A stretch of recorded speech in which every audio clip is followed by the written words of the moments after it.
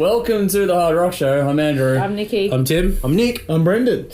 As always, details at the bottom of the screen right now, so please make sure you're following us on all of our social media channels, and make sure you subscribe especially to YouTube for all extra content that doesn't make it into our weekly television episodes either. We also have... THRS Radio, Andrew, the best terrestrial radio station in the world, for the people, by the people. Unlike anything else in this country. It goes to Queensland. Yeah. It does. Does it? Yes. Oh, Do they have internet up there? Block it there? They don't deserve it. Yeah, more on that later on. Tonight we have a review pool consisting of the latest from Echo Del Tusker, retrospective review from Mark Of Cain. Also another one for Hobb's Angel of Death. We have a new one from Danko Jones, a new one from Rod in Christ, a new one from Beast in Black as well to get through tonight. Yeah. We'll also have a hot topic on a certain contentious bar and its practices in Melbourne. But to kick us off tonight, Brendan, we have a video. Yes. What are the odds? I know. We're going with Vacant Image, and I hope this is the name of the song, because we searched around and we think this is the name of the song. Yeah. Either way, it's and if okay. it's not the name of the song, it should be the name of the song. It's called Granny Panties and Peanut Butter. Spread it. This week's hot topic is about a bar that likes to charge bands as basically an insurance cover against not taking enough money over the bar itself, which is... I've only heard about this the last week. It's really come to light as we film this. Mm-hmm. It's a bizarre practice. Who wants to have their thoughts on... I will. Okay. You're a fucking joke. No, I'm serious. This is fucked up bullshit. At the end of the day, you want to run a business, penalise the bands if you don't meet a quota over the bar. Fuck off. As if the bands don't want to get X number of payers through the door. Fuck off. Seriously, you're a fucking joke. And this is what really grinds my fucking gears. And as someone who's managed bands, I'm qualified to speak about this. We are all in this together. The bands, the venue, the management, everyone. As if the bands don't want to get fucking payers through the door, you stupid fucking... Fuck you. Seriously, it's a joke. Like, we're all in this together, and nothing grinds my gears more than a venue who won't advertise for the bands or the bill that's on play. It's like we're all in this together. We all need to get payers through the door. We all want the same thing. Fuck you. Fuck you. Fuck you. The Bucks are getting a workout tonight. So what do you really think, bro? Poor Fred. Yeah, look, bring him back. this is crazy. What I'm going to say is crazy, but this is not that uncommon. No. Perhaps not in these uncertain terms, but whether you're in a band watching this, or there'll be guys here that have done the same thing, because it's happened to me, where venues will say, okay, you know... You've got to get 50 payers through the door. No, not even that. Say if you do like a door entry and then go, okay, we'll give you, a $200 guarantee for the night, and then at the end of the night say, sorry, we didn't make enough money on the bar. Yeah. That happens a lot. Okay. So he's saying... Oh, there we go. No, we're allowed to drop it. I refrain from out there saying now. that, but fuck you. Fred again. That ruined my saying, hey, we need an insurance policy, as crazy as it sounds, is not uncommon. It's bullshit. There was a band in Sydney not long ago where the venue owner cancelled the gig halfway through the gig because they didn't think there was enough people there. Yeah. Yeah, about that one. Okay. Exactly. So, as reprehensible as this is not uncommon, and you wonder why bands are struggling, or why bands are looking at particularly these smaller venues that hold 100, 150 people, because most local bands can't fill out 350 people, but why they're not playing, or why they're going to look at that kind of a venue and go, you know what, fuck those guys, we're not going to promote it anyway. This is why. That's what grinds my gears, Tim. Everyone wants the same thing. Everyone wants payers to come in. They want money over the bar. They want the same thing. But the reality is we have to work together. And if the venues are not promoting as much as the bands, fuck you. That's where I have a real objection to this. The flip side is we need the venues. Yeah. Of course we do. We need them, and having venues Is it not? like is this. it not? We're both in this together. Yeah, it is. But having venues like this makes it harder for everyone. Yeah. Yeah, look, I agree with what Andrew said to start off with. I mean, look, putting, I guess, your losses onto a band, it's not the right way to go around it. it's tough enough as it is out there with bands and stuff, and then you get venues saying, "Oh, well, I got this gig or whatever booked, and not how many pays or whatever turned up." Seriously, mate, but taking a credit card off a band, I'll tell you what the amount is. The amount is $2,000. Yeah, it is. At the bar, right? We know who the bar was. Tim mentioned it. Okay, I'll not say it again. I don't give a fuck. But yeah, taking credit cards and charging a $2,000 guarantee if their bar's not met.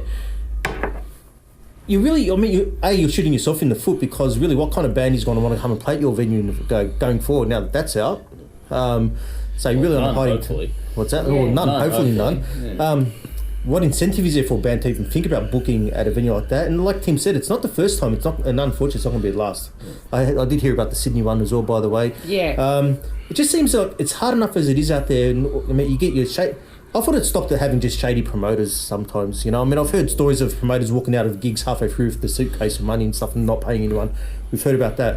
But now to hear bloody venues almost like, well, pretty much robbing you $2,000 before you even walk through the door. What local band is really going to pull up enough of a crowd that's going to do a $2,000 bar? Who has $2,000 lying around Well, it's not to cover a gig? Exactly. Nick's loaded. Oh. But that's my point. That's what happens it's when you're a a Greek joint accountant. effort. We're in this together. Yeah. The bands need to It's promote just and pull people, and the venues need to promote and pull people. Yeah. And the thing that grinds my gears, and not all venues are guilty of this. I think and those gears are well ground. Yeah. The gears But are I really absolutely understand there's venues that are great fucking fantastic, drinking game. but there are other venues who expect the bands to do all the work and pull all Yeah, the it's just not punters. right. And it's like, fuck you, what are you doing to promote this gig? Fucking nothing. The band is paying for everything, and that's not right. No. I really, really feel passionately about this. Really? Yeah. Does it grind your gears? Not against Does it stir your pot? Okay, you're in a Hang on. band. I'd love to hear your thoughts on this. You're in a band as well. Oh, look. Of course, Tim is. It's obviously shitful, and I assume it's probably been blown out of proportion to some degree as well.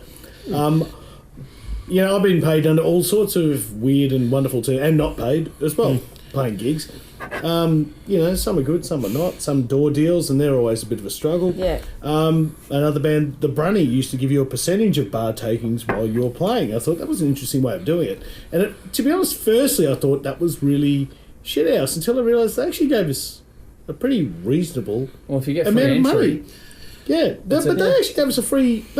for what I expected, I thought, percentage of the bar, I'm like, yeah, good on you. But we actually got a reasonable amount of money. Compared to what you will pull at other venues, it was actually pretty fair. Yeah. It's not a lot of money, obviously. None of us are in this for the cash. It's if you are, wrong caper. yeah. But dude, I'm going to put you right on the spot. Okay. How do you feel? Like, you promote, you put it on Facebook, you do this, you do that and the other.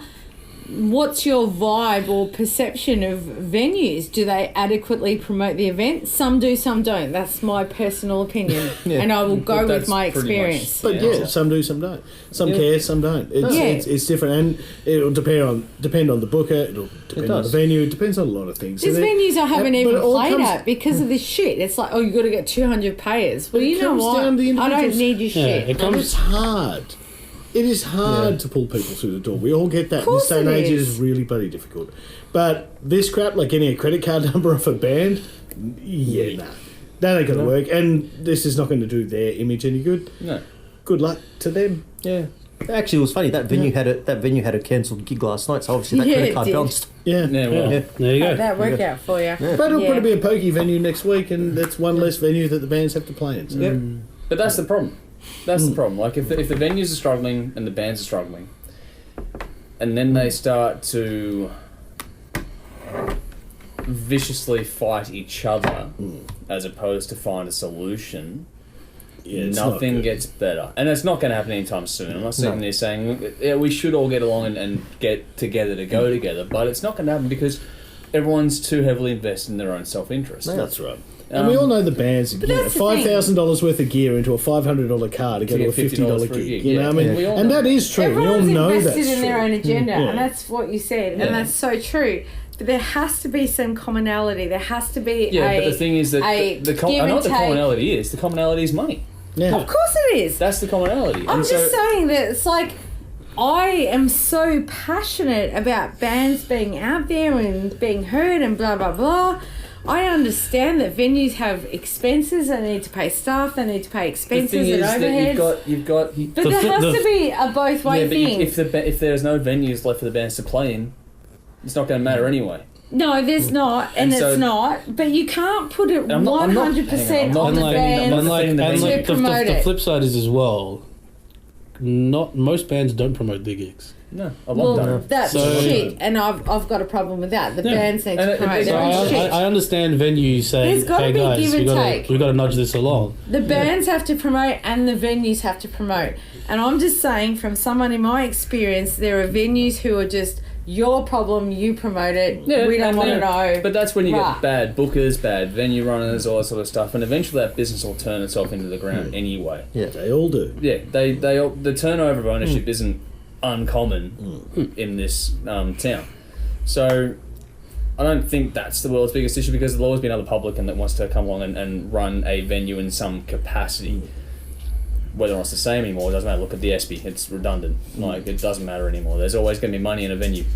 So I think it's more about finding the only way through this little nugget, so to speak, is to find a more communal aspect of things. So where you find the right bookers, the right venues. If it means you play to smaller rooms, then so be it. Because if you, at least you're doing the right things and everyone's sort of getting the same result, then cool. That's how you build it again, versus this whole you suck, you suck, you suck, you suck, you didn't promote. Everyone worked together, set out some sort of guidelines at the start when you go, I want to book a gig with you. So the venue says what they want and the band says what they want, and then you find a middle ground out of that. So the band's going to say, yes, but can you please help us promote this because every bit counts? Then you say, yeah, sure. Great, you do the same thing. No expectation on numbers through the door, because it's a different day and age now where the idea of numbers through the door as a guarantee is a pointless thing. Unless it's an international touring band that comes in once every 10 years, you're not going to get a guaranteed turnout. But sadly, there are venues that say, unless you get 200 payers, 150 payers, we're not interested. Well, then, Like, I see then that. that's their prerogative. I see that in my world. But that's their And- prerogative. Yeah, then don't play there. Don't Which play is, there. Play another it's venue. true. It's just limiting and it's disappointing. That's Yeah, but all don't I'm play saying. there. Play another venue until you do get a big enough crowd that you know you're going to be able to guarantee that number through the door. Work harder. It's as blunt as that is, but yeah. Anyway, over to you. Give us your thoughts out there. Let us know what you think on this particular practice and all the other stuff therein. Over to you.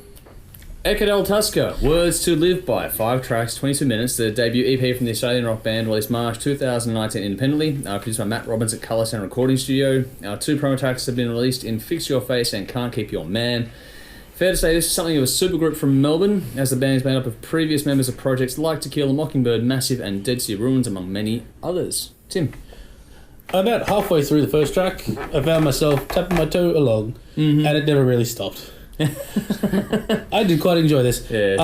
Cool groove. Yeah, to view this, I know you look at the people involved and all that. You kind of view this as a rock thing going into it. It's really not. You kind of got that 60s R&B thing flying around, and a lot of early Rolling Stones things happening, and that's cool. I really dug it.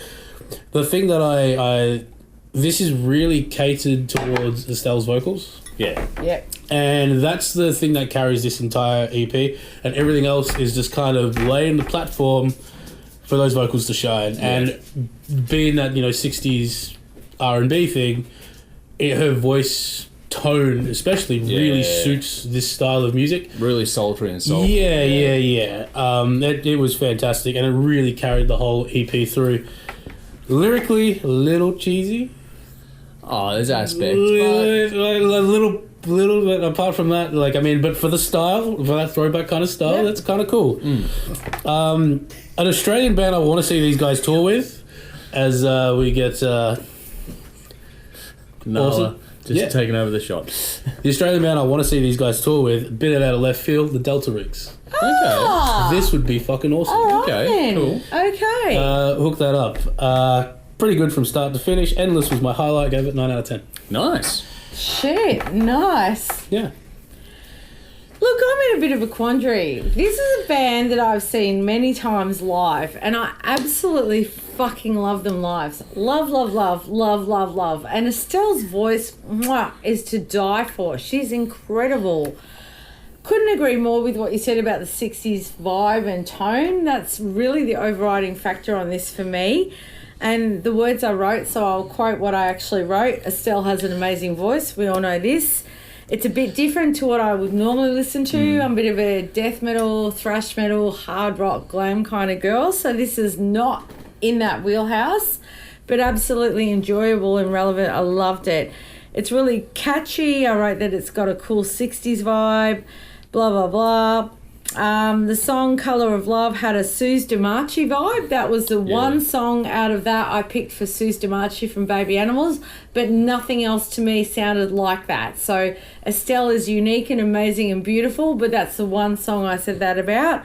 The rest didn't have that. The one track, I love Fix Your Face, Colour of Love, and Endless, 8 out of 10. I've based it out 8 out of 10 on their live show, and I will be honest about that. I see this band live and I'm there, I'm encaptured, I'm enraptured, and they're amazing. The album, to me, it's great and it's amazing. I guess it comes down to personal taste, and it's probably not in the wheelhouse of what I would primarily listen to, but it's still fucking great, and I don't want to take anything away from that. But it's an 8 for me, and that's purely based on their live show. Okay, fair enough. Well, for mine, if you like a solid rock with a bit of soul, then this is one for you. It's got groove, hooks, melody, and a bit of swagger on this one as well. I thought was cool. I'm no stranger to any of the members of the band. They're all very accomplished artists in their own right, but they've come together in this project and they're showing us with this something a bit different and refreshing from all involved. This isn't like any of their other previous bands. Yep. It's a rocking EP that takes a few little twists and turns, and it's 22 minutes, but it's easy to repeat listen. Lyrics and hooks are catchy as all fuck. Yeah, I get there's a little bit of a cheesy attached to it, but that's, I think it works. It's expected for this. But it's fun, though, at the same time. It works. These songs stay with you, I think, partially because it's the hooky kind of aspect of it. It just stays Very with you. much It's so. cool. For me, the standout, which has been stated before, is Estelle. She always was a powerful vocalist, but this diverse collection of songs really showcases just how talented she is across the board. Tequila Mockingbird, when she was with that, it was fantastic, and she's got a great voice for that. But the style of music they're doing with Echo Del Tusker is not straight up hard rock. So she gets to explore different corners of what she can do, and she does a fantastic job in a great number of styles, and I look forward to seeing where they go next with her journey on that regard as well, for me personally. I get the feeling there isn't anything she couldn't actually pull off if she wanted to go down that path. Production and mix is fantastic, suits the band. I love the layering and double tracking work on this. That aspect is done really well, and again showcases Estelle. It's a really warm, live kind of mix though to it. I love the drum tones ringing out and the bass rumbling away under it all. The bottom end of this was really cool. But the rhythm section's locked in damn tight. Love the guitar tones on this, and they play with that a bit. There's different tones on different songs. Of course, the guitar work is on point, expect no less. Thank you, Brendan. It's a band of great musicians coming together to write some good songs. It's actually a little bit different to anything else out there. There's not much else like this out there at all. I don't know of anyone that I could say they sound like this. Especially in Melbourne right now. Yeah. Like there's 100%. Like, I wrote 60s groove, 60s flavour. It's chilled, it's groovy, it's, But then it gets It's up and Yeah. goes for it too. It's pretty cool. There are some extra tracks kicking around, which you can get on the physical copies and stuff, which I haven't gotten around to listening to yet. Very keen to do so. I love what I hear on this, and I love what I've seen live. This is a band that could actually really go places, because they've got the cut-through ability as well with commercial side of things. It's rock, it's got a bit of twist to it, and it's something that anyone can enjoy, and it should be smoking it up on radio. It won't in this country, but it should. The best way for me to describe this is soul rock, heaps of emotion, lots of fun, some great lyrics, all wrapped up in fantastic songs that genuinely keep you coming back to make sure you stay on the hunt for more. These guys all involved can be pretty proud of this one. I love the track order. As I said, it's easy on repeat. Listen, it flows really smoothly. I didn't think there was anything not to like about this EP, only the fact that it's an EP. Yeah. That might be the only thing I don't like about it. So get this and stay tuned, because this band are onto something. It's really good. 9 out of 10 from me. Fix Your Face and Colour are 11 of my standouts, but there are no dud tracks on this at all. Check it out for yourselves. Let us know what you think. The Mark of Cain, Ill at Ease, 11 tracks, 55 minutes, the third studio album from the Australian hard rock or metal band, released November 1995 via Root Art, produced by Henry Rollins. 2 tracks were, singles were released, in first time in LMA. This one was chosen for review by a Patreon supporter, Craig Spangler, who long-time viewers actually recall he actually did his own show with us once. Oh, really? Yeah, as part of our crowdfunding thing. So Yeah. that was cool. Cool. Go for it. I liked this a lot. Yeah? Yeah. Cool. Yeah, really got into it. This is dark, angsty rock, and it was very, very cool. But for all of its rawness and grittiness, geez, I would love to hear it re-recorded or remixed. For me, this was screaming for a big drum sound that just wasn't there. Like, the snare was really thin and the kick wasn't quite there, and it would make a world of difference, I think, just to go back and have another swing at it. Look, it's sure as shit not a happy little album. No, it's not. But I imagine it'd be therapeutic for a lot of people. You know, lyrically, it's one of those ones that, you know, if you're going through dark times, you're feeling alone, you've all that kind of stuff. This is the kind of stuff that would really actually help you through when you feel like you're not alone all of a sudden. I get the appeal of this album to a lot of people. I really, really got into it. Enjoyed it a lot. I think it moves really seamlessly from like a punk kind of vibe to almost like a Rage Against the Machine thing. Like, it doesn't go too far into either, but it's sort of it's floating somewhere in between that I really thought was cool, and they did it really well without, they weren't whoring themselves to anything. They just found themselves in a really, really cool spot. Really dirty, really raw, and this is how music was made before everyone had Macs at home. You know, like, this is it's just done. These guys have laid it out. Yeah, they've done it really well, and it's dirty. I love it, and I wish I was into this band when this came out. Like, I would have loved to have seen them play, in their heyday, mid-90s. I would have been 20, so it would have been the perfect demographic to sink my teeth right into at the time. It would have been cool, but look, unfortunately this one passed me by.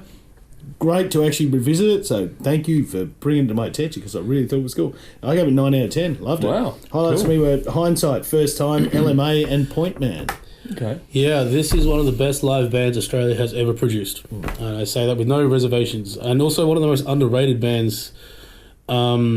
These guys, especially in that time frame, could hang with the best of them. And they, while, the production's not the greatest, if you listen to a lot of those albums from that era, it's not that different from that. A lot of them were. A lot of them were quite raw and successful. So, a lot of it's, being from Australia, I suppose.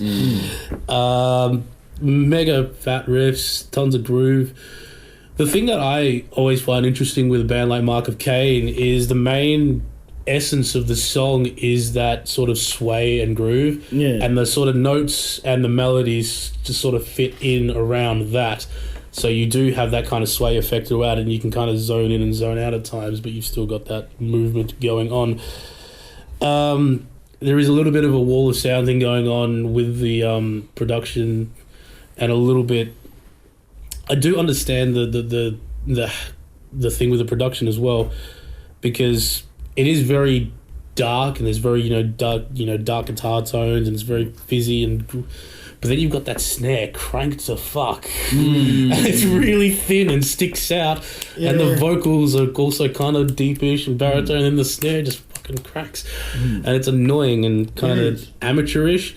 But at the same time, that's also part of the charm of the album. And like, what are you saying? It's weird. It is because I get the re-recording thing, but at the same time, I wouldn't want it to be too clean either. But I'd just love to hear it. Yeah, I'd love to hear it. I'd love to hear it with a modern deep drum sound. Yeah, but not. It might take something away, but I'd just love to hear it. Yeah. Or with like a Black Album kind of recording kind of thing. If you haven't heard it before, the way I'll describe it is Gish from the Smashing Pumpkins meets Joy Division. Okay. Yeah. That's the kind of vibe. If you like Bigger Than Jesus kind of thing, there's a little bit of that in there as well. This is fantastic. However, if you don't like a bit of dirt in the production, then this is not going to be for you. Point Man and Hindsight are my highlights. Gave it 8.5 out of 10. Well, it's been covered. This is not a happy listen. It's mood-driven, angst-based heavy rock straight out of the mid-90s. It's built around riffs, rhythm and groove, that push and pull you're talking about. It's got a relatively simplistic style and approach, but it's very tight and allows the vocal approach to come through the way it does on this kind of music. I can see the Henry Rollins connection fitting. Yeah. Well, it's got a Henry Rollins Black Flag kind of thing going on with it a little bit. Stylistically, the influence or fingerprints of Henry are on this record. Yeah. It's more of a spoken word, almost poetic vocal performance over angsty music. For me, it's a bit of a risk versus reward playing with that style. You really need to be able to nail not only the words themselves, but the delivery needs to be convincing.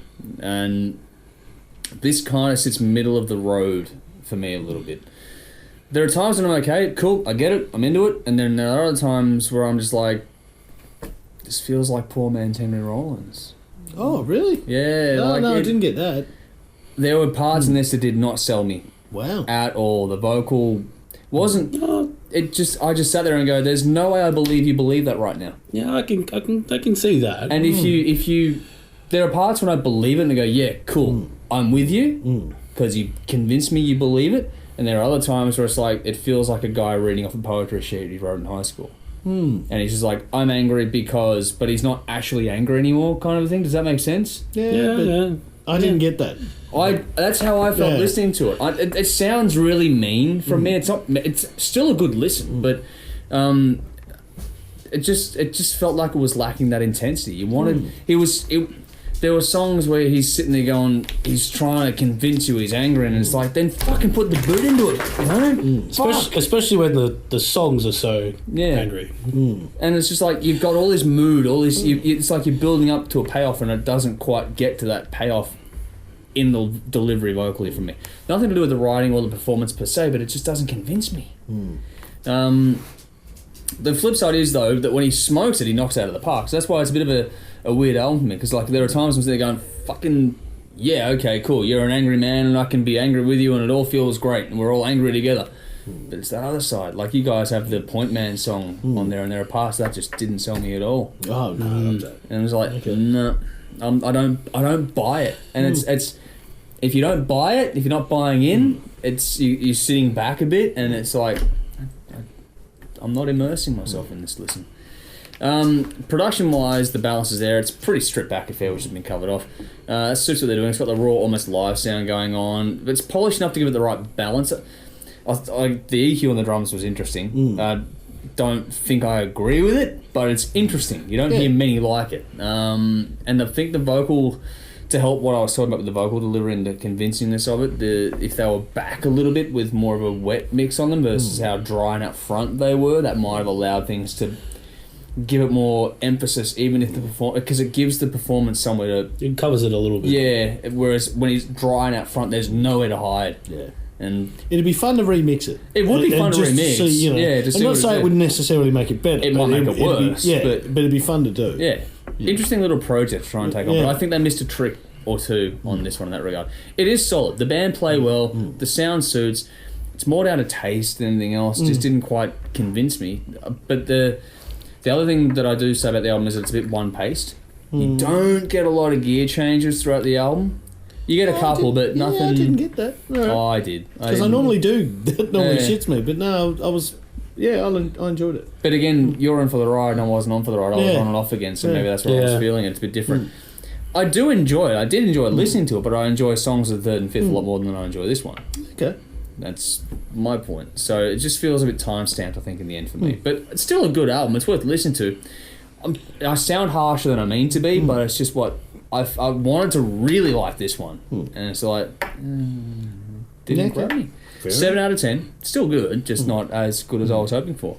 First Time, Details, and The Contender were my standouts. Check it out for yourselves and let us know what you think. Hi, welcome to this week's Gig Guide. I'm Jodie. I'm Nikki. First off, I want to say a special thanks to Alt Cult, Rockstar Finance and Hydra Rehearsal Studios for their support. Make sure you look up the events that interest you online for further information. Starting off Saturday, June the 29th, Heavy AF Festival at the Bendigo Hotel featuring Earthcaller, Nabarus, In Deception, Annihilus, Earthbound, Nothing, Notice of Eviction, Vatic, Hendron, and Jupiter the Giant. Yeehaw! Saturday, July the 6th, Grant Burns, he will be doing a special live in-store performance at Alt Cult to celebrate the release of his upcoming Chaos in Design album. Get there. Also, Brutal by the Bay, featuring Maniacs, Maggot Bath, Thor, and Erotesis at Young Street Supper Club in Frankston. Frankston is the place to be. Totes. From now until October the 5th, Sisters Dollar on their Black Mirror tour, playing Victoria, Adelaide, South Australia, ACT, WA, Tasmania and Queensland. Awesome. Got there. Until June the 30th, the Tea Party are on their Black River tour, playing Hastings, Melbourne, Lilydale, Sydney, Canberra, Newcastle, Gold Coast, Brisbane and Adelaide. Woohoo! June the 21st to July 26th, Lord, are on tour and they're playing Canberra, Brisbane, Perth, Melbourne, Adelaide and Sydney. June the 26th to the 30th, Head PE at Nonpoint are playing, and Nonpoint are playing Perth, Adelaide, Melbourne, Sydney and Brisbane. Thursday, June 27th to Saturday, June 29th, Girls School, Tank and Raven will be on tour playing the Zoo in Brisbane, Manning Bar in Sydney and Croxton Bandroom in Melbourne. Saturday, June the 29th, My Secret Circus are launching their new single Gone, as well as Terra Maze launching their new single Are We Soldiers at the Northcote Social Club with Carly Jewell supporting. Go girl! That's going to be an absolute cracker. June 29th to July 6th, Electric Mary are on tour playing Melbourne, Sydney and Brisbane. On Friday, July the 5th, Forge at the Evelyn featuring Lord, Orpheus Amiga, Triple Kill and Ironstone. Oh my God. Hello. 1, 2, 3, 4, Nikki's going to be on the floor. That's sick. Nikki's on. No, continue. No, I want to stay sober for all of them actually, but we'll see how that works out. We'll see.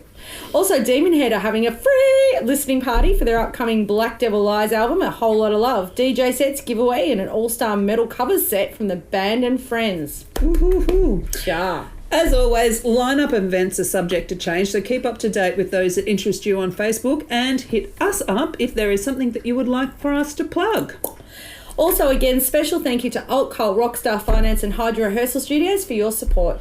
Now it's time for a live music video clip, so rock up. With your frock on. Or off. Hobb's Angel of Death, Hobb's Satan's Crusade, 11 tracks, 47 minutes, compilation album from this Australian metal band, released in 2003 via Modern Invasion Music. The tracks on this were taken from the EPs Virgin Metal Invasion from Down Under and Angel of Death, which were both released in 1987.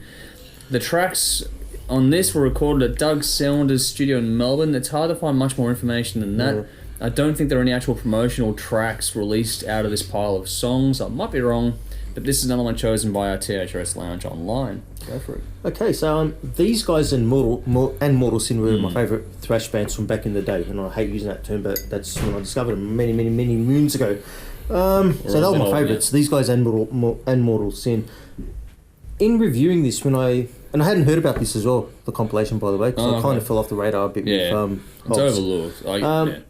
But when I heard it was a compilation made up of demos from, before the first album and some of the songs that went on to make that first album, which I have got and I actually do enjoy, I thought, the demos, this one actually sound pretty shit. No, I was actually kind of impressed with the sound quality, because even though I think they came off Tape Source or something like that, but it's still weird. Yeah, it's still pretty decent sounding quality for a bunch of demos, really.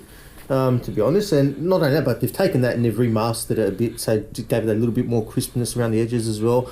But at the end of the day, they're demos, right? And that's the main thing that we've got to keep in mind here. Is this collection of songs as good as the album that a lot of them went on to be part of? No, I mean they're demos, right? So, but what you hear on the album is where these songs actually first started their life in a true sense of the word. And for the album they were polished, they were probably more refined, more tuned, everything like that.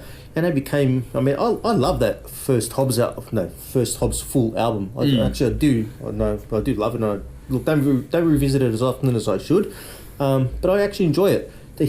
And a lot of my favourite tracks off that album are on this compilation. So seeing where they came from and where they went to, it's cool. It's more of a gimmicky novelty thing for me more than anything else. Yeah. So for me, it's not really like an album as such. But what it does, it reminds me of how good this band actually is. Peter Hobbs, he's got a pretty unique kind of voice as well. The drummer, I forgot his name, but I think I may have written it down there. Darren McMaster-Smith, awesome drummer, right? Yeah. And because it's one of those bands I don't always go back to, it it's a good little, flick back in time for me sort of thing. I don't really look at it as an album. I look at it as for what it is, a collection of demos that went on to make an album that I really enjoyed. Okay, so that was pretty cool. It's a cool listen. Mark Woolley's a great guitarist as well, and you can see that by the fact that a lot of his riffs and stuff haven't really changed between the demos and the actual album. Carry from Brendan to the sneeze. But look, at the end of the day, all this really did was leave me reaching for a proper Hobbs album, the one that I do have.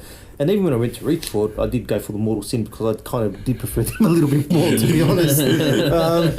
But look, great band. They are a great band. You can see that they had the raw talent at the demo stage. Okay, so this is pretty cool if you're a purist, a fan of the band, to see where they've come from and where they went to. But at the end of the day, like, it's a bit of a novelty thing, and it's a cool thing to do for the hardcore fans. But yeah, it is what it is. You know, it's not one that I'm going to go back to and listen to all the time, because I'm the kind of person that if I want to listen to something, I want all the bells and whistles in a more polished environment. So there you go. I'm going to give it a 6 out of 10, only because the songs are better on the actual albums that they went on to form. It's not a knock on the band. 6 out of 10 for me for a compilation of demos is actually pretty bloody good. You know. But look, if you're a purist and you actually like Hobbs, Angel Dip, go check it out. Yeah. Now you're going to hear some stuff here that obviously hasn't been released, and like I say, the whole thing about the evolution of the song. It's pretty cool. Disclaimer. I'm the guy that likes to collect demos and bootlegs. Okay. Yeah. I love this. Okay. I love this a lot. And Hobbs are a band that, you know, they're one of the reasons why I'm a metal fan today. Oh. Right? And this is a clinic in how to write heavy songs. Right? So often you see today bands that'll... Okay, well, how do we sound heavy? Well, we'll get a 7-string guitar, we'll tune it down, we'll hit the open string while laughing at Kerry King and not seeing the irony. This motherfucker wrote heavier breakdowns than you did in standard tuning, playing halfway up the neck. Yeah. This is how you do it. Again, the thing that I always bang on about, don't constantly go for the groove. You need to have something to contrast it again. This guy wrote songs that are really fast and then had breakdowns and then sat and took the time to think, okay, what note can I play that'll make this sound really heavy? And that's what he did. And it's awesome. Yeah, This is how you do it. You don't need to be lazy and rely on the breakdowns and open string tuning and 7-string guitars and whatnot. This is how you write heavy songs. This is the performances on these are great, and this is a demo. This is fucking great. Like, the performances are great. I like the grittiness. I like a little bit of edge in my thrash. If you've ever heard of a band called Arson Anthem, it's one of Phil's and Selmo's side projects. There's a little bit of that in this, in the sense that there's no ballads, there's no crutches or anything. It's just, we're going to turn this up really loud, but the gains are going to be way too low, and we're just going to blow it out of the window. We're going to pick the hell out of the desk. And I love it. This is fantastic. Everybody should, if you want to learn how to write heavy songs, this is the one to study. Crucifixion and Bubonic Plague in my highlights actually gave this a 9. Wow. Okay.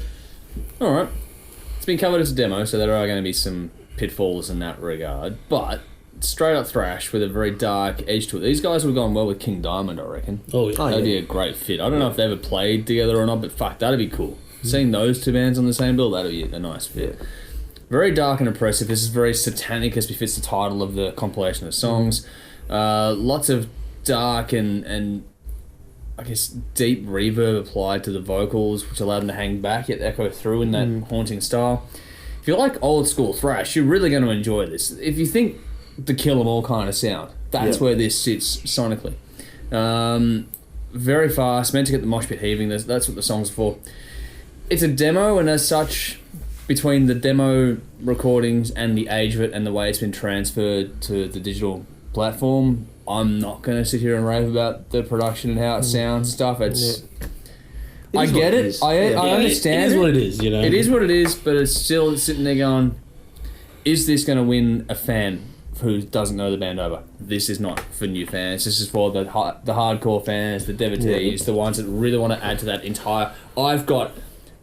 bootleg Z from fucking Planet X, if you're a thrash fan Yeah. who's never listened to Hobbs. No, and that's a good point too. Like, if you 'cause- like Kill 'Em All, Yeah, because I mean, let's face it. I mean, Hobbs, Angel of Death aren't the biggest name in thrash metal No, worldwide. they're not. no, But they should be. they're good. They're what they do. they're The really songs good. are good. Yeah, I'd say if you want to listen to Hobbs, go for the debut. yeah. You know, Yeah. give this a track. Give this a go. I mean, check out the debut if you like it. Fine, go listen to this and see where those songs came from. Yeah. And also the good thing about this, one thing I didn't say in my reviews, three of my favourite songs on it are ones that I haven't heard that because they've never been on CD up until now. So it's it's definitely, I'm like him, it's if you haven't listened to Hobbs, check it out. But check out Odd Stuff the debut if you like it. Go back and check this out. Yeah, I think you need to be an established fan before going to this album, or really hardcore thrash fan. Like, if you're not into hardcore thrash or demos or existing fan of this band, you're going to struggle a little bit.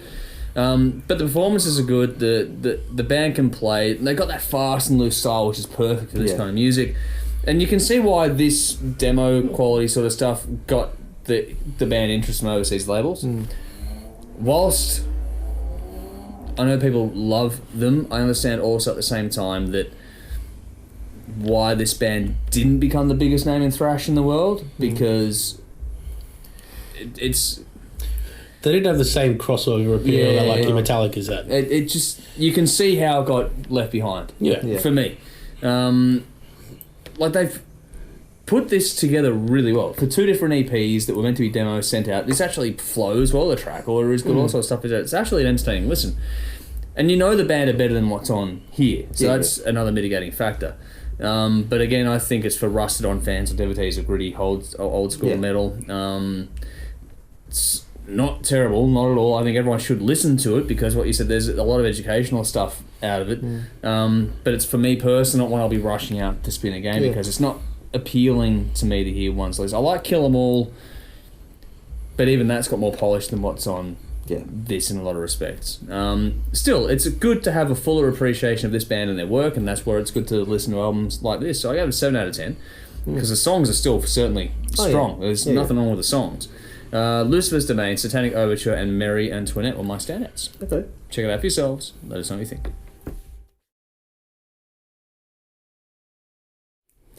Danko Jones, A Rock Supreme, 11 tracks for 40 minutes, the 9th studio album from the Canadian rock band, released April 2019 by Indica Records, produced by Garth Richardson. 5 promo tracks have been released in We're Crazy, Burn in Hell, Dance, Dance, Dance, I'm in a Band, and Lipstick City.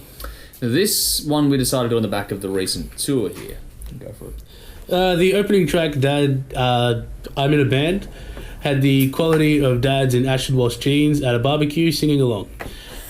By the third track, they'd managed to hit every dad rock stereotype on the planet. Oh, here we go. Woohoo! Wow. Yeah. Struggle, did you? This was a struggle. Outside of the vocals as well, I thought this was incredibly lazy.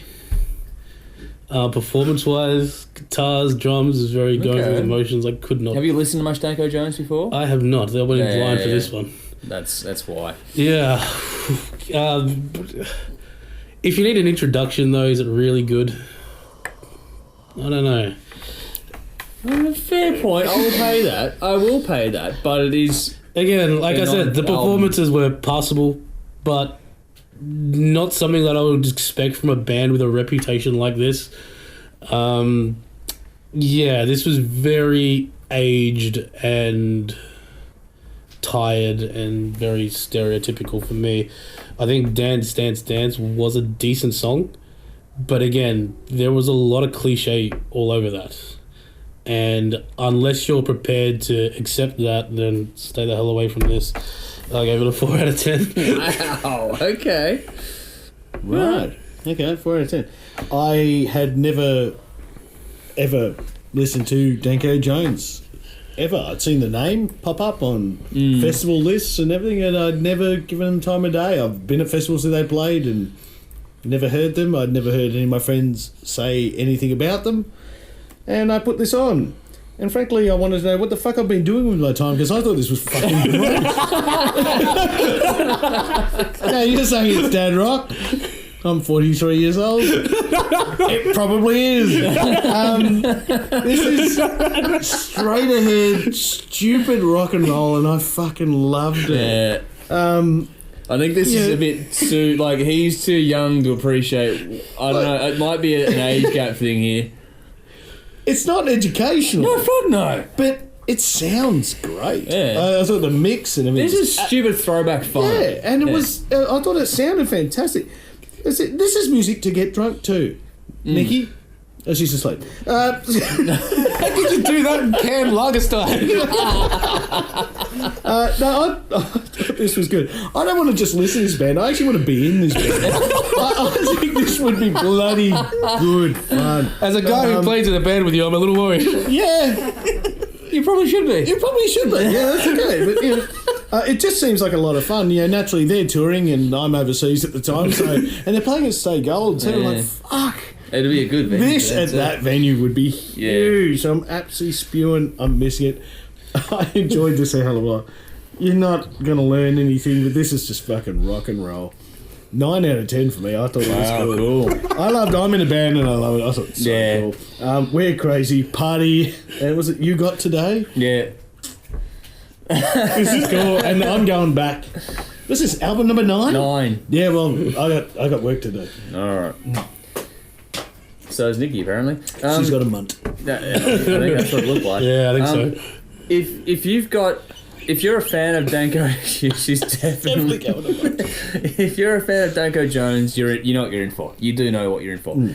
If not, then get ready for a dose of pure, fun, energetic hard rock. This is pure party music. This is not going to make you any smarter, make you think. This is not for Tool fans. No.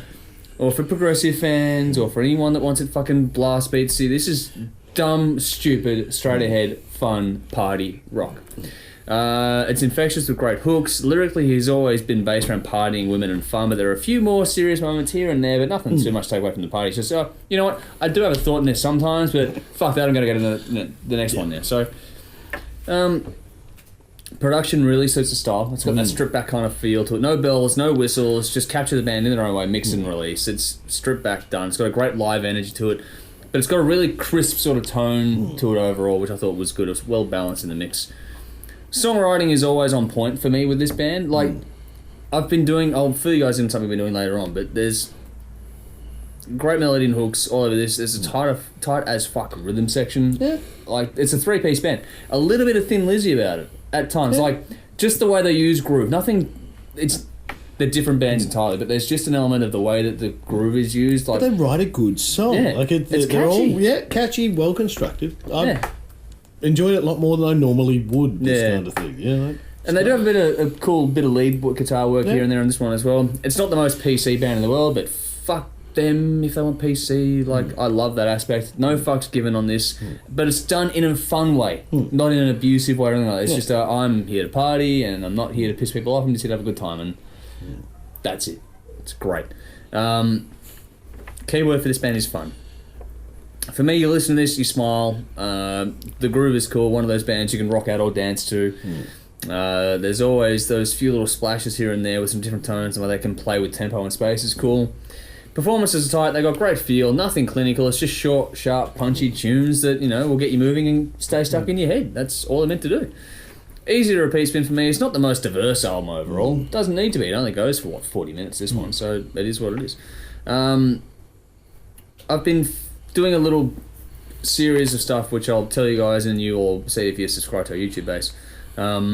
So if you've seen any of that sort of stuff or you know what you're in for with Danko Jones, then this is no surprise. But if you aren't familiar, like I said, it's just dumb fun. If you haven't gotten into this band yet, give them a spin. I don't care which album you pick, just pick an album and give it a go. If you like one album, you're probably going to like them all. But if you don't like it, then it's not going to win you over. And there's nothing wrong with either way. It's just a case of just, if this is in for you, like, and I'm like you, I wasn't really into this band until I started doing a process I've gone through because of the tour coming up, and that's why this album got picked. I'm just going, okay, I've heard a lot about this band, but I haven't really heard the music, so I'm going to go down the rabbit hole. And I'm enjoying my rabbit hole. Yeah, so I like it. Perfect party music, easily accessible, nothing here not to like for mine. It's not well beating, but there's just solid. It's all it needs to be. It's a fine addition to the catalogue. 8.5 out of 10. Dance, dance, dance, party, and burn in hell. Check it out for yourselves and let us know what you think. Rotting Christ, The Heretics, 10 tracks for 43 minutes. This is one hell of a night. 13th studio album of the Greek metal band, released February 2019 via Season of Mist. Produced by Sakis Tollers, who also handles everything except the drums. 3 promo tracks have been released in Fire, God and Fear, Heaven and Hell and Fire, and The Raven. This album picked number 154 in France. There are a lot of additional musicians, vocalists and narrators on this, and the track The Raven is adapted from the Edgar Allan Poe poem. Okay, I'll kick this one off. So, bar a few exceptions and a list that's really growing, black metal's really not normally my kind of thing, but having said that, love Behemoth, Emperor on my first day buyer, Dimmu Borgir, so those big ones I'm really into. I've got the Black Metal King next to me here, so I'm kind of a bit nervous. So anyway, look, black metal's really kind of not my thing, but I do know Rotting Christ, and that's probably, maybe it's because I'm bloody Greek and I listen to every bloody Greek band that comes out. But Rotting Christ is a little hit and miss for me because even though I've heard a few of the records before, I feel like I've heard a lot of these songs already because it's kind of almost, for me, it's almost like cookie cutter, a lot of these songs. Especially the last 2 albums before this.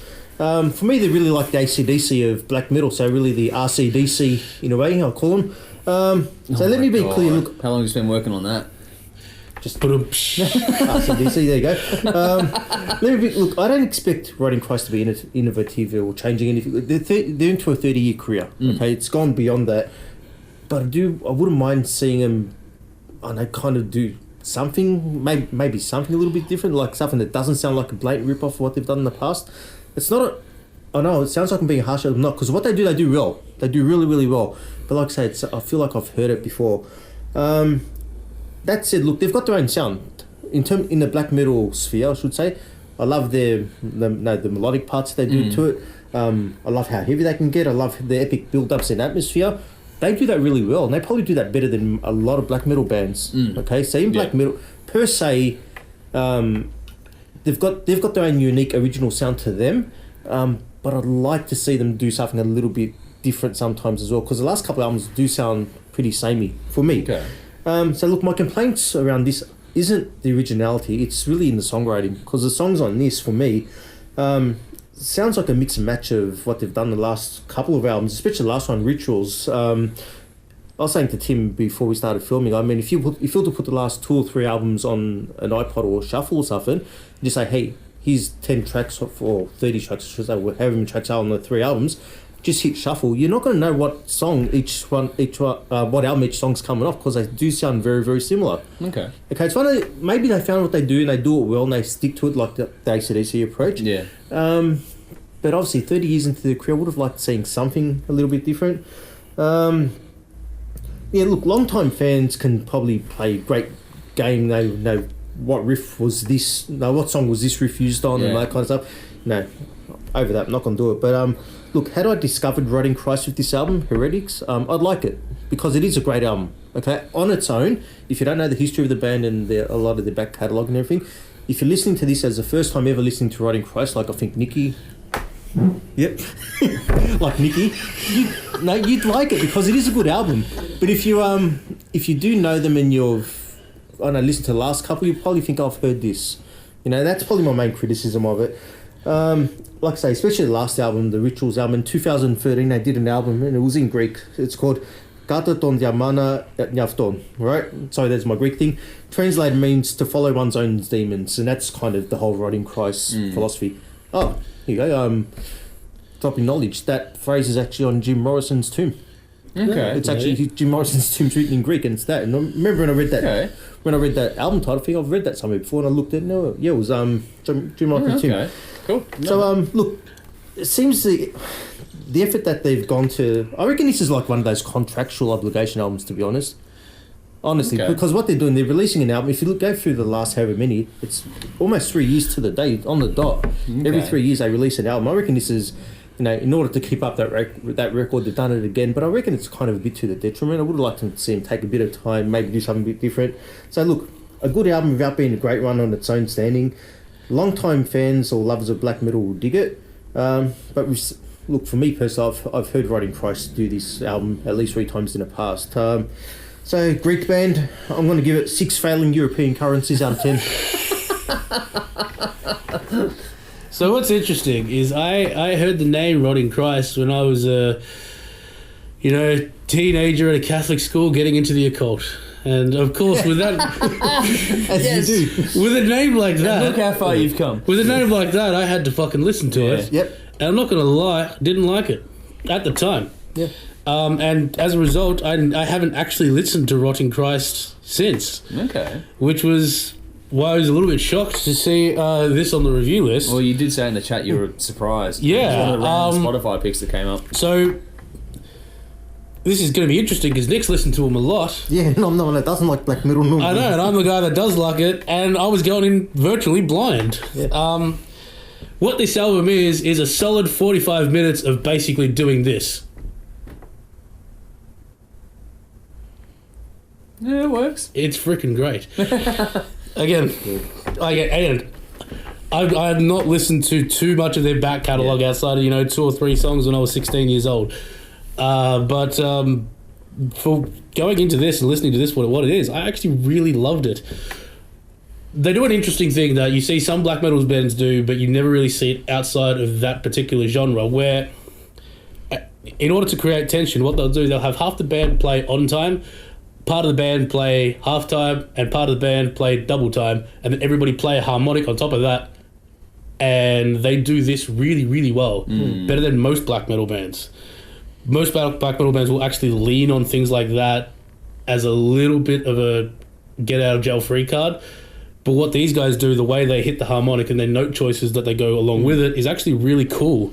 That part of it I loved. The frequencies, again, when it comes to black metal bands, sometimes Big soundscape too. can be a little bit too thin. I mean, even with modern bands, like I love bands like Watain and Karakangren and all that, but they can sound a little bit thin and weak.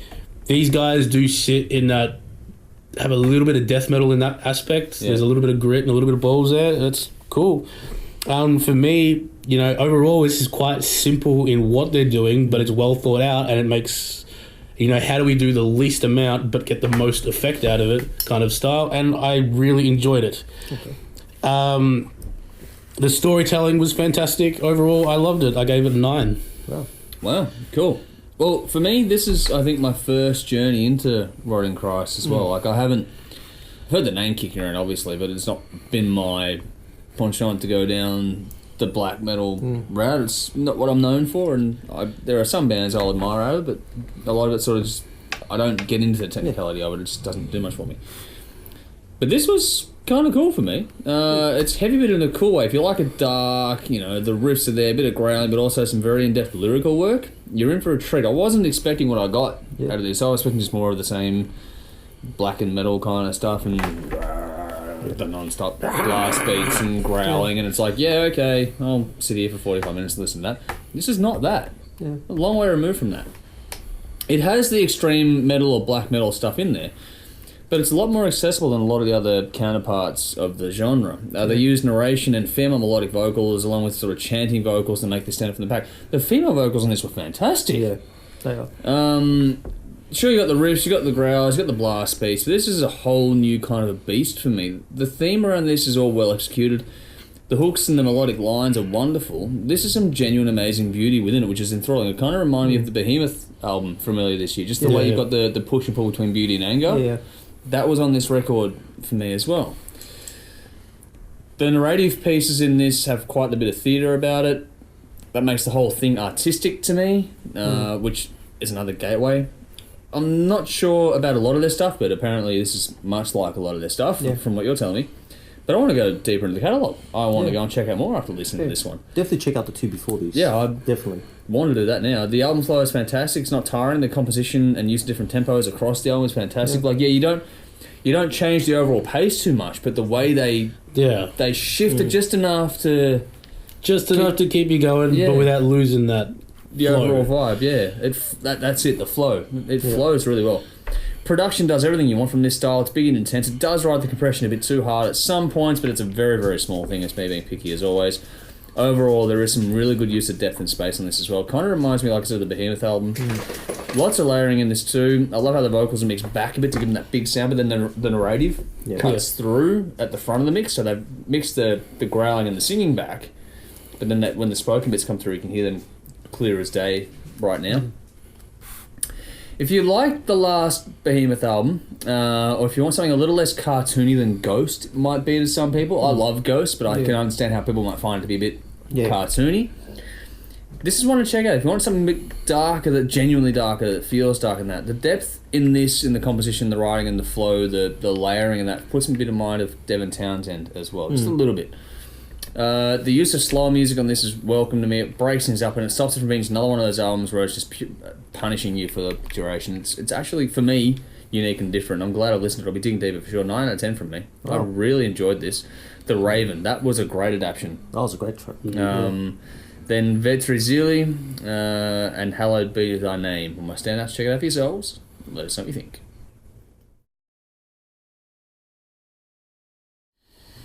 Beast in Black, From Hell With Love, 13 tracks, 51 minutes, the second album from the Finnish metal band released February 2019 via Nuclear Blast. Produced and predominantly written by guitarist Anton Kabanen, recorded at his SoundQuest studio. 2 promo tracks were released in Sweet True Lies and Die By The Blade. This album comes after a lineup change with Atta Palokangas replacing Sami Heinonen. Huh? Nice, yeah, I know, on drums. This was nominated for review by Patreon supporter Tim Caterson, so thank you for your support. This is for you. Tim. This was a wild ride.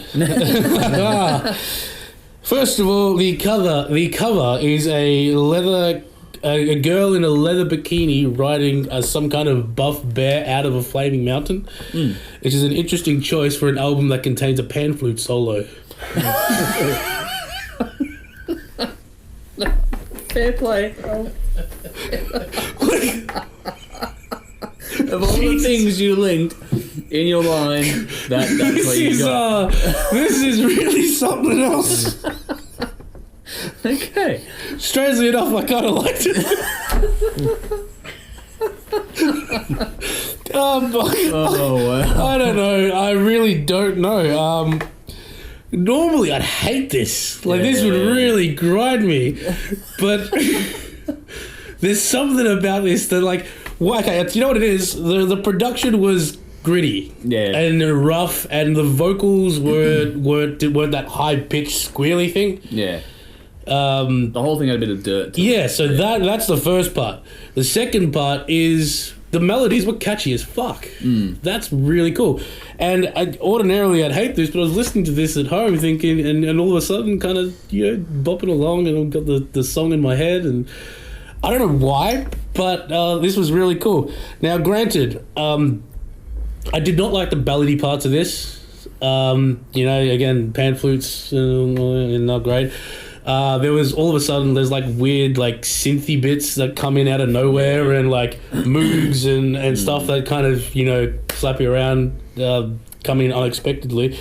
But you take all that out of it, this is really fucking good. I found myself grooving along. It's actually catchy, and I enjoyed it. Mega cheesy. But for I just described the album cover with pan flute solos. Of course, it's cheesy. That's the gimmick. But they've ridden it home to the point where you believe that they believe it. Yeah, and that's the main part. Yeah. So Sweet True Lies was my highlight. But the flip side is there was also a cover of Killed by Death on there, and that song is so fucking good that no one can fuck it up. 8.5 out of 10. Wow, very good. Well, okay. Oh, so you're reading for Nikki, aren't you? I was going to read for Nikki, but I think, no, I'm doing this myself. All right, so look, I'm flying in blind here because we had technical difficulties thanks to Mr. Jack Daniels. So I've been flying in at the last minute here. But this was on my list to review and I didn't get around to it. But what I do know a little bit about this band. So the guy who was kicked out of his first band, Battle Beast, and then came into this. Okay, now I remember. Now this is their second album. The first album was an album called Berserk. Yeah. Okay. Now I do remember. People like that one. What's that? A lot of people like that one. I didn't mind it because I think we reviewed that on the show. No, I don't think we have. I'm not sure anymore. We've done that many years. But we found Berserk. I didn't mind it because it was completely different from what he was doing in Battle Beast. It was almost like, well, you've kicked me out of your band. I'm just going to go do this thing, give it a complete 180, and kind of stuff you sort of thing. So I gave them the big FU finger. And Berserk was great. I mean, really well received. My problem with Berserk, and I've done a little bit of reading and research on this one in between breaks and everything like this. Problem with Berserk was that when it was good, it was very good. There was especially the title track or the first single was really good, but then it dropped off and it kind of picked up and it was a bit disjointed. this album kind of falls into that a bit as well. Yeah, that's fair. Yeah. So Sweet Lies, I have seen, it's a single and I've seen a video clip for it. Yep. I've heard this, and I've heard most of this album as well. Boy, has that gotten some mixed feedback online. I didn't mind it. I didn't mind Sweet Lies. You know, pretty good, pretty cool little song there and stuff like that. Heart of Steel was another one that I didn't mind at the time, but then it got a little bit hit and miss for me. I've kind of got there were parts where it kind of got a bit too gimmicky or mocking of itself. I get what you mean. Like it sounded like an 80s movie soundtrack in a lot of parts. Yeah, lots of 80s in this. Lots of 80s. Yeah, which is cool. You know, it's cool if you want to do, but like you say, mate, they really doubled down on it. You know, so when it like the first couple of songs that I did hear when I first was reviewing it, I liked it, but for me, it really trailed off a bit towards the end, and it was because I think it got too cheesy, too gimmicky. I normally love that kind of stuff, but in this case, I think they kind of overdid it a little bit for me personally. So look, not all the songs are of the same caliber here. Sometimes they fall a bit flat, like I said, but overall, I mean, if I was gonna take it as a whole, one whole piece, not that bad of an album. You know, it's just not one that I'd be listening to always going forward. Yeah. So look, it's not fair for me to give it a score out of 10 because basically I didn't really give it the attention it really deserves. Personally, though, I mean, if you like your power metal with a bit of elements of cheese and stuff in it, just fun, good time music, give it a shot. You know, but yeah, that's like I say, not a fantastic album, but it's good. It's something good that you can probably kill an hour or so with. Yeah. So sorry about that, guys. It's a bit I do. No, that's all right. It's all good. Pretty good. Yeah. Well, after listening, because we did the Battle Beast one earlier this year, so I can say the two bands are directly related to each other. Yeah. You can that's clear as day. If you liked that, you're going to like this as well. This is very up-tempo, 80s infused European symphonic metal overall. Big riffs, pounding drums, fast yet melodic lead work with some aggressive yet very melodic vocals. Very tight rhythm section on this, but the obligatory key changes are fucking off the hook on this. I need more key changes than fucking Mr. Minute on this album. Yeah, I've never heard that many key changes in an album. I don't think it's quite bizarre when you break it down. I get it, but it's like every song, man. Really? Yeah. Just about. There's some big 80s inspired synth hits on this. The more I listen to it, the more it grows on me, though. It's one of those albums that's it's infectious. It gets under your skin a bit.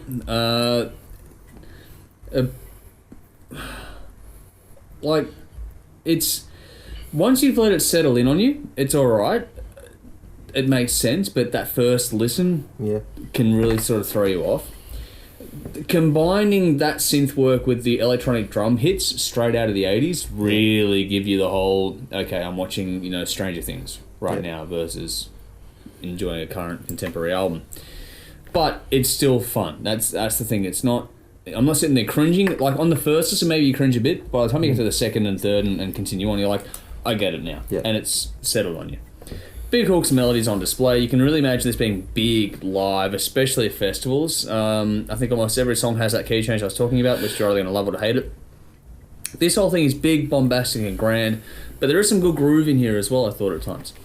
Production is big as you'd expect, a huge sound list, but they haven't hit the sound wall too hard, which is good. They managed to keep the dynamics, which is really important for this style of music. It does get a little bit dense at times overall, but has a bit of a similar feel sonically, sometimes musically for that matter, to the latest Ghost album. It's just bigger and more bombastic, so to speak. Lyrics are well crafted, straight out of the style. Got some cliches in there which you expect, but that's well crafted. That little bit of cheese is required, I think, almost now for this sort of music. But it's got a knack for getting stuck in your head, and there are certainly some good hooks. I've got to give credit to the sort of gender-bending aspect of the vocals. I'm not sure if there are any guest vocals, but if it's the same vocalist doing all those vocal parts, fuck me dead. Like, there is some serious diversity in vocal talent on display. The album flow is pretty good. Dynamics are there. They slow things down at the right places to give you some thing to, offset the pacey stuff overall, because it's pretty pacey overall. The cover of Kill by Death toward the end is another nice touch on the album. I thought that was really good, although there is that little bit... did you hear the little bit at the end where it sort of just goes, Kill by Death? It's like, oh, you could have cut that off. Yeah. That didn't need to be there. I can't get past that. That didn't need to be there. But overall, the track lengths and the album are about right for this style of music. It's a long album, but it's not overly tiring. If you like cheese or ABBA metal, this is going to get you going. If you don't, the songs are still catchy enough though that you might find yourself enjoying this more than you've any right to. Yeah. It's one of those kind of bands. It's not the best thing ever, but it is entertaining and it's okay to have a bit of fun while listening to some music. This is going to be a guilty pleasure for some people. Yeah, and that's going to be a lot of people. I think more people than more people than are willing to admit it will enjoy this. It's kind of one. like the Avatar album, isn't it? Yeah. Like in terms of a bit but of I think good Avatar has a novelty about it at Yeah. least, whereas this has less of a novelty appeal because there's so many like they tried this to be around. serious. Yeah, whereas this just it's got the ABBA hooks with the metal riffs, and that's kind of what this does. I'm not going to go and listen to it all the time, but it is something we'll put on now and then for something different to break the mood a bit.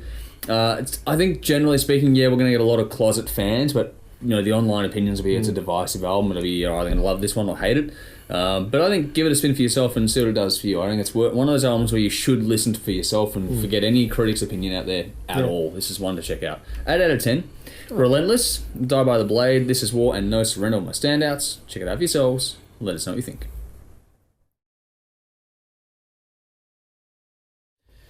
It's the end of a very long night here for us. We are freezing our butts off collectively, so it's time for us to wrap this up and go home. Details at the bottom of the screen right now, so thank you all for tuning in. Make sure you subscribe to us and follow us on social media, and particularly follow and subscribe to YouTube, because that's where you find all the extra content that doesn't make it into the TV cuts or episodes every week.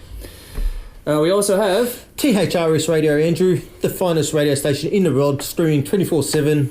I know, whatever. Screening. That's is. serious radio. Did I say screening or streaming? Streaming. Fuck, you work it either out. way.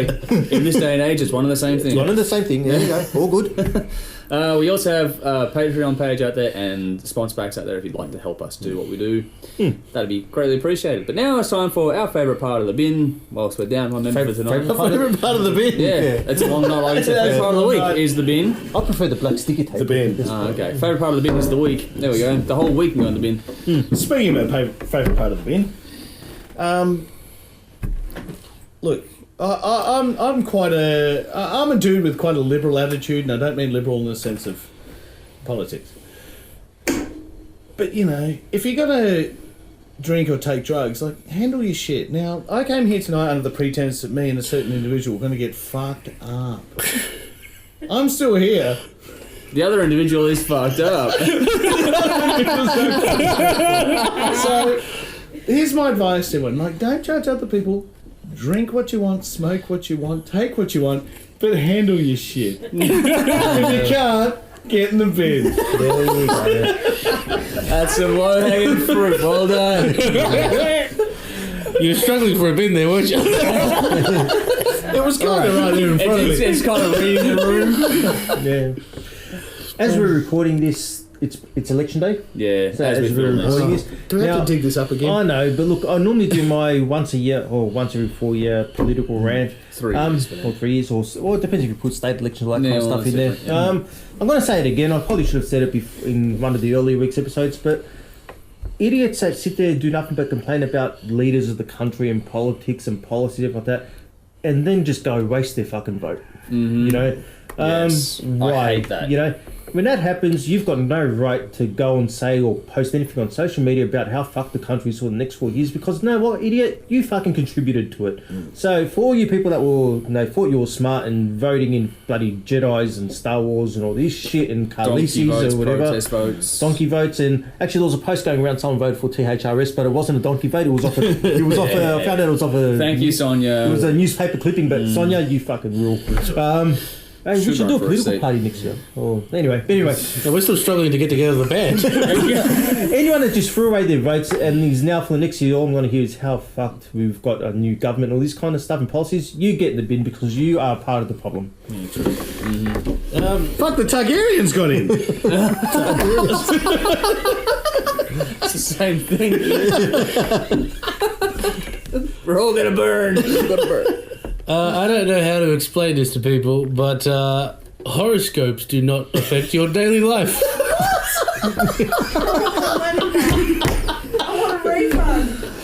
It's not a tough month for Scorpios. You're being a dick. We just saw one. A dick? What? It's the wrong sausage, asshole. Hey, the Clive Palmer guy is. Speaking of the election as we film this, I would just like to put the entire state of Queensland in the Short and That's sweet. it. That's I'm it. done. That's it. Done. That's it. I don't need to explain more than that, do I really? No. No. Okay. Thank you all for tuning in. Back again, same time next week. On behalf of Nikki, who's passing on the couch, I'm Andrew. I'm Tim. I'm tired. I'm unemployed. Until next week. Drink up. Rocco!